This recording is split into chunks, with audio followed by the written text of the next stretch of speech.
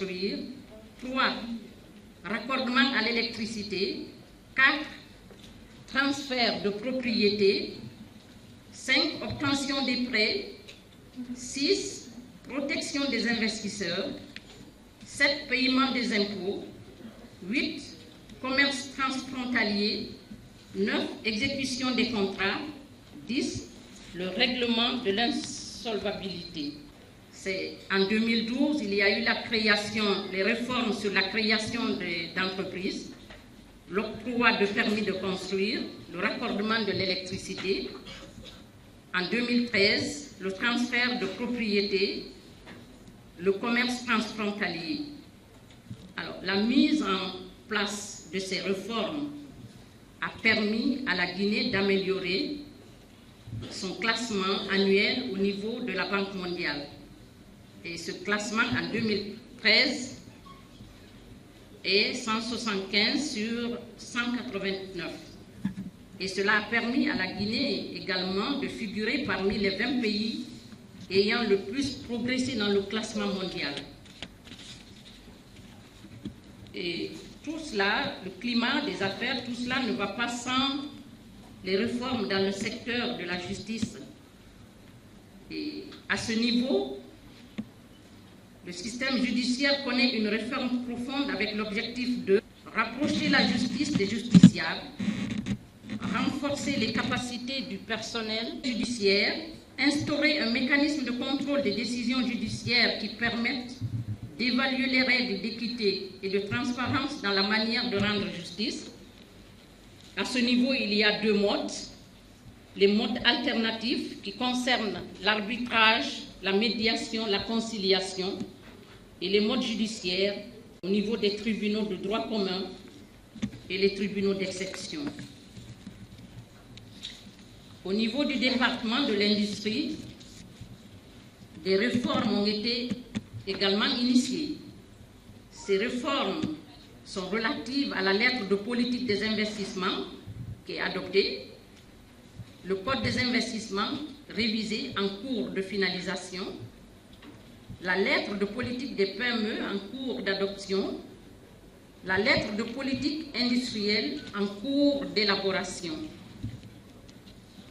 Je voudrais vous parler également industrielle, des filières halieutiques pour l'industrie des protéines animales, l'industrie du bois et de la construction, l'industrie laitière et ses dérivés, les ressources minérales de surface, les sables, granit, ardoise et latérite.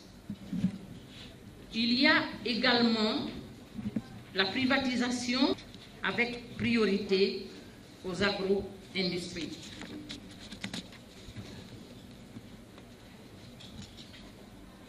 Les unités en arrêt d'activité à privatiser sont la Société guinéenne de plastique Sogiplast, la conserverie de Mamou, l'usine d'outillage agricole de Isoer de Mamou, l'usine de thé de Massanta, l'usine de quinine de Sérédou de Massanta, l'usine de panneaux de Sérédou Massanta, l'usine de sciage de bois de Sérédou Massanta, l'usine de sciage et de fabrication des contreplaqués de Zérékoré, la briqueterie de Cancan, l'usine de grainage de coton de Cancan, l'usine Anta, branche allumette de Conakry, l'huilerie de Kassa, la société industrielle Aluko Guinée Siag Kassa, l'usine de fabrication d'explosifs de Kamsar et l'usine textile de Sanoya. Toujours dans le cadre des opportunités d'investissement et de promotion des indicateurs, nous avons la promotion des indications géographiques. À ce niveau, nous avons le café Ziama, qui est un produit labellisé, indication géographique, et 5 autres sont en phase d'étude, à savoir le miel jaune d'Aguissa à Dalaba, l'ananas de Manfereya, Basse-Guinée, le petit piment de Bénin, Basse-Guinée, le poisson blanc, l'otolite de Kamsar, le boramalé de la mangrove.